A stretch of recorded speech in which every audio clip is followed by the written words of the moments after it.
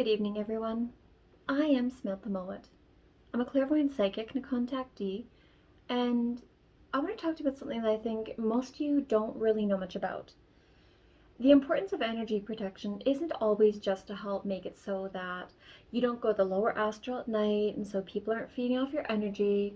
It isn't just put in place to help make sure that you aren't absorbing other people's thoughts and feelings and emotions. We have a number of reasons why we do energetic protection, especially at night. Prior to going to sleep, virtually every night, I put up energy protection around my property, then my home. I do it around myself, my children, my pets, my plants, and I try to make sure that I do multiple layers of energetic protection. Now, some of you may be going, well, why am I putting up multiple levels of energetic protection? I'm just surrounding myself in angelic wings, or a shield of mirrors, or I'm using just white light around myself, or things of that nature, whatever it is you choose to have around you. And that's fine, but for the most part, it's insufficient. And the reason why it's insufficient is unless you are actually putting up different layers of energetic protection and you're putting up high enough frequencies to keep other things out, you could actually be making yourself be more vulnerable to have some it's unpleasant and confusing encounters occurring. What I'm talking about are incubus and succubus. So an incubus, of course, is a male being. It is typically more demonic in nature, lower vibrational, and a succubus is a female being that is demonic in nature as well, that actually tends to gravitate towards generally men. Incubuses generally tend to go towards females. However, I'm not sure whether that applies to people who are more whether they're bisexual or homosexual. I don't know because I haven't talked to people who've encountered incubuses and succubuses, pardon me, that were, well, I'm bisexual, but when I've encountered these beings, I've encountered incubuses. And part of how I've come to learn that I'm dealing with incubus beings is it goes over a period of time. When you're going through a lot of encounters in particular, your vibration can go all over the place. You can go from being very high vibrational and having like this wonderful angelic energy coming around you. You can have light energy, gold energy, angelic energy. It can feel very flowy, very protected, very wonderful. But when you start having some of the other encounters going on, where you're dealing with a whole bunch of different types of beings, some of which can actually be very traumatic or frustrating or downright infuriating, it actually makes it so your vibrational frequency becomes inconsistent, which causes for your brain patterns to go all over the place, for you to forget to do some of the most basic things such as energy protection around your home, your loved ones, yourself. And as a result, with that lack of energetic protection around your space, you put yourself more in harm's way from some of these beings come around you. When Over the last 10 years, I've had a ridiculous amount of hybridization encounters. And because my vibration, depending upon who was hybridizing me, would go all over the place, and it would be a lot of mixture of physical encounters and astral encounters, and I found that it actually caused for my aura to typically be very wonky in shape. A healthy aura should be egg-shaped. It should be a few feet away from your body in any given direction. The color itself isn't as relevant.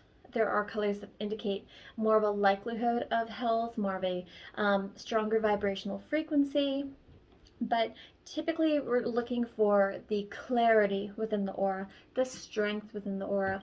You could have a very wispy, pale aura that's almost like a mixture of like a very soft lavender tones that's almost translucent. And that aura is actually less healthy than an aura that is a deep red or a deep orange that is very clear, very concise, nice and thick, well-rounded. Because even though red on the vibrational scale is a much denser vibration than purple, think as when you're thinking of color vibrational frequency, you think in correlation to the chakra system, where they're going like red, orange, yellow, green, pink, or blue, purple, white, so on and so forth. But you really want to pay attention to how your vibration is.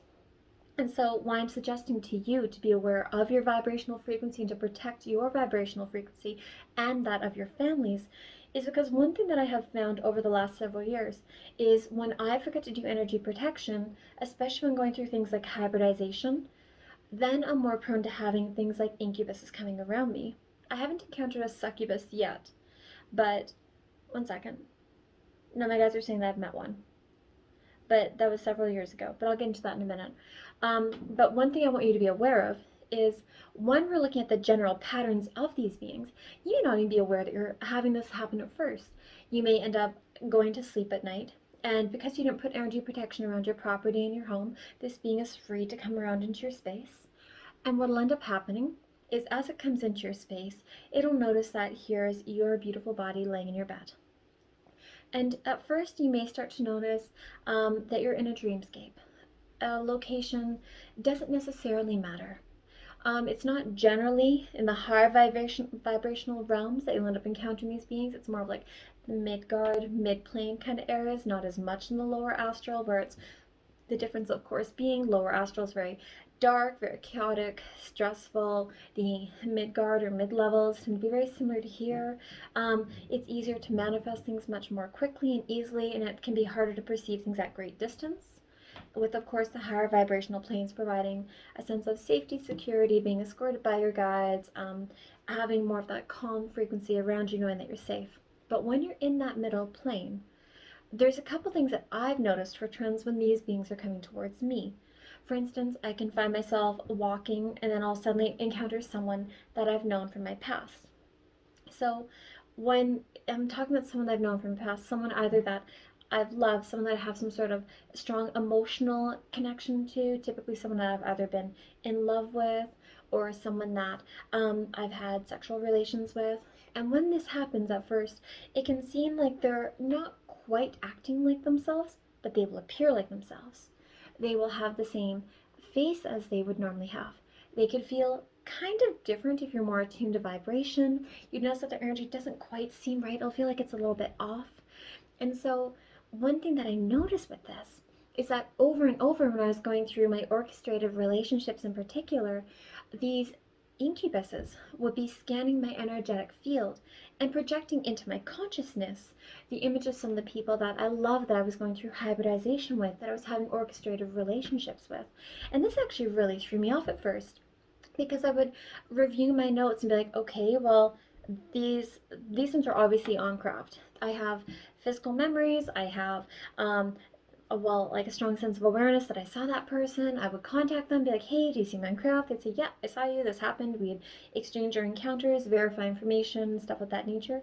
Whereas other times I would see what I thought was that same person in an encounter, but other things wouldn't quite make sense. I wouldn't have the same screen memories in place of the images of craft or to do with beings that were trying to masquerade their appearance or some of the similar vibratory things that we tend to look for. Instead, I would find myself, instead of like walking down a corridor and talking to a being and really being guided into one room, having a certain medical procedure done, or having sex on craft, or meeting my hybrid children, it would go straight from me being out of my body to me encountering someone that I recognized who didn't quite feel like themselves and look like themselves for the most part when it came to the body shape, the head, the overall positioning and body posture of them, but the eyes didn't look right. It was always the eyes that gave them away from me because typically their eyes seemed like they were more flat, more soulless. They had like they were larger. They were typically black, things of that nature. When I would look at them, they wouldn't really talk to me as much. They would start to initiate more physical connection, whether it was hugging or trying to kiss or start trying to have sex with me or things like that nature. And because I was going through orchestrated relationships with these people, these men in particular, I thought, okay, well, I guess we're just on craft and I guess we're just having sex like we normally do, and I would go along with it. And then I would end up going back into my body later, and I would wake up and I'd be bone tired. I'd be so exhausted. I'd be like, oh my goodness, like, why am I just beat? What is going on? Why am I so tuckered out? And at first, I didn't really catch on to what was happening until I started to talk to other people about this situation and what was going on. And when I started to ask them about their encounters, they weren't necessarily doing things of this nature. And I started to pay attention to, okay, well, what are the commonalities in place? what is different. I would think back onto the encounter and I'd meditate on it because I couldn't necessarily like understand what seemed different between the encounter where I'd meet this people on craft versus the one where I'd be super drained. And so when I started to really compare them and meditate deeply and use my clairvoyance, especially the clairvoyance on the third eye level, where you're witnessing an event that took place in your life, it's almost like a form of retrocognition rather than viewing an event that's going to take place to you in the future. You're looking at an event that took place for you in the past.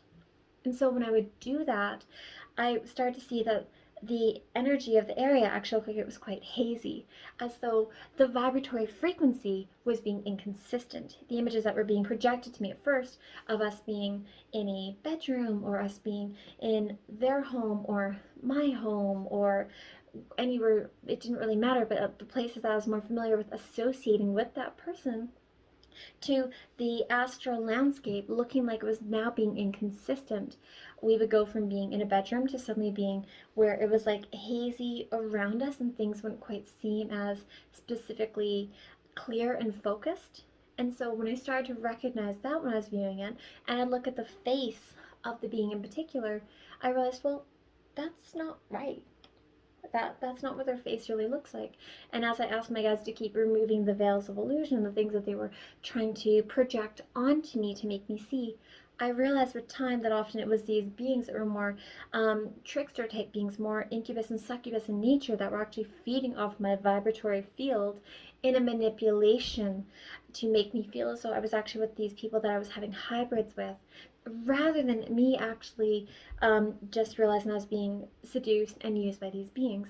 It's actually more common than you think. I'm pretty sure most of you have had sex dreams, and quite a few of them in the past, and you will actually be able to recognize how after some of them, you're very tired, out of sorts, have difficulty with mental clarity for the next day or two, where you're more short-tempered, your intuition will feel diminished, you'll feel just out of sorts. Those are some of the commonalities I noticed with this.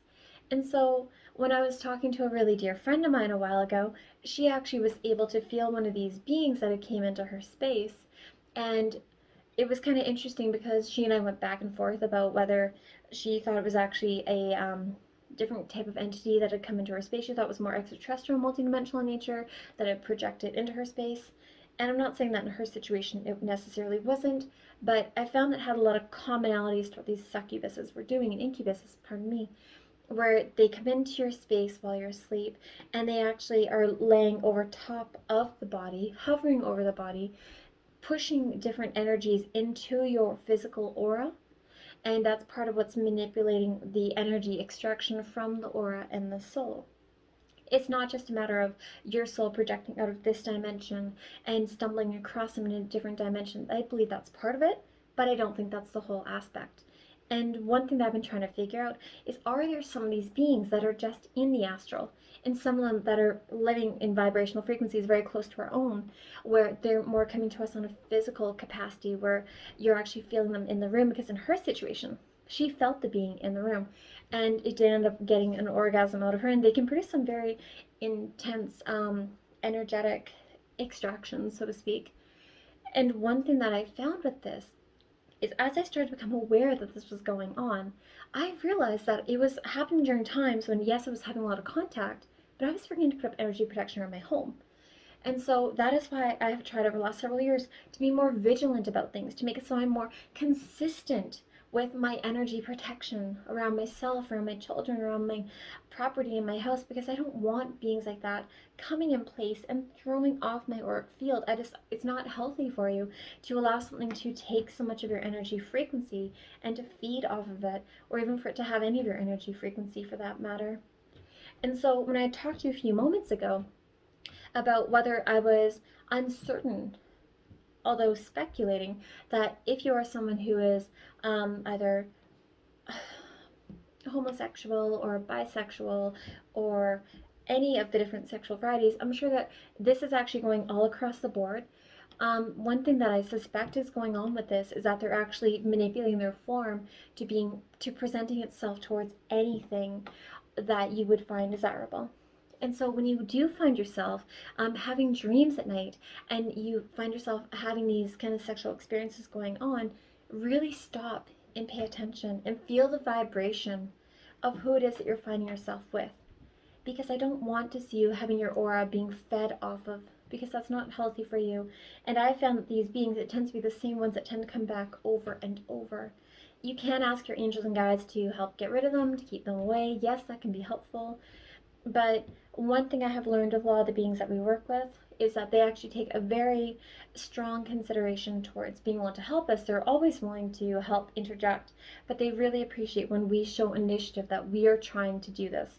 Above all else, they do want us to be sovereign beings, not beings that are reliant upon us. And that goes from everything from a lot of the elemental kingdom, moving up through a lot of the extraterrestrial multidimensional realms, moving all the way up through the angelic realms as well. Yes, it's important to ask for help, but also showing that you're willing to have the initiative to stop these beings from coming into place is greatly appreciated, and they're willing to help even more when they know that you're willing to put in the work as well. Well, I just wanted to make this a short video, but I hope that helps, and I wish you peace and light. Good night.